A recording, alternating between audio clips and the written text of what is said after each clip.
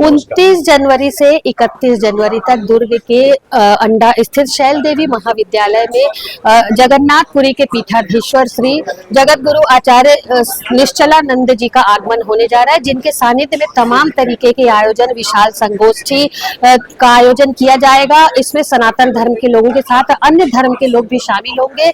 निश्चित तौर पर आयोजन जो है वो काफी विशाल होगा। इसे लेकर के अंडा के शैल देवी महाविद्यालय में सभी तैयारियां पूरी कर ली गई है। किस किस तरीके के आयोजन इस दौरान होंगे, कौन कौन शामिल होगा और इसकी क्या पूरा प्रावधान है वहां तक पहुंचने का, इसकी जानकारी हम अभी प्राप्त करेंगे शैल देवी महाविद्यालय के प्राचार्य जी से। तो आइए उनके पास हम चलते हैं और सारी जानकारी एकत्रित करके आप तक पहुंचाने का प्रयास करते हैं। नमस्कार जी हाँ, मैं प्राचार्य डॉक्टर के मिश्रा, शैल देवी महाविद्यालय अंडा दुर्ग से।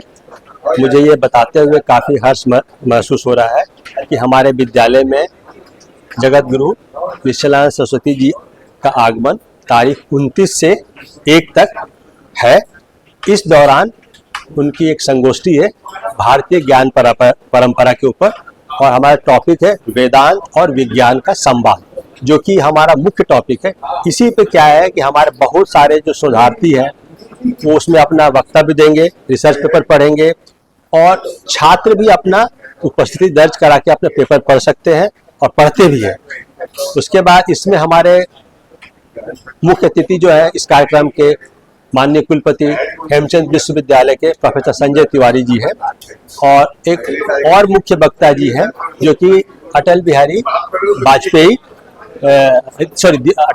यूनिवर्सिटी बिलासपुर के कुलपति आदित्यनाथ दिवाकर वाजपेयी जी, जो कि इसमें हमारे मुख्य वक्ता के रूप में है। और भी गणमान्य जो हमारे स्पीकर्स हैं, ठीक है, वो अपना और की नोट स्पीकर्स हैं, उसमें अपना वक्तव्य देंगे, जिससे कि इसमें हम लोग का मेन पर्पस क्या है महाविद्यालय परिवार की ओर से, कि हम जितने भी जो हमारी नई पीढ़ी आ रही है उनको हम अपने जो भारतीय ज्ञान परंपरा के बारे में अवगत कराएं।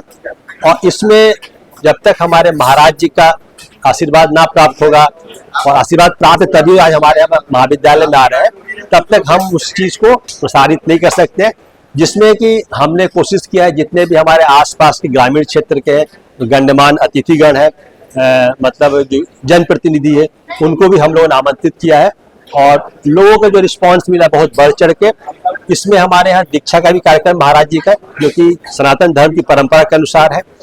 तो इसमें मैं यही कह सकता हूँ कि आप सभी इस कार्यक्रम में स्वागत है,